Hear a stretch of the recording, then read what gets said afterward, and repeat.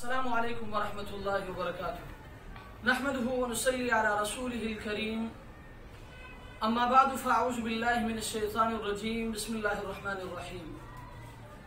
الحمدللہ آج ایک مرتبہ پھر ایک اہم مسئلے کے ساتھ آپ کے سامنے حاضری ہوئی ہے۔ وہ مسئلہ یہ کہ کراچی سے محترم سلیمان صاحب نے سوال کیا ہے کہ قربانی کے نصاب میں کن کن چیزوں کا حساب لگایا جاتا ہے۔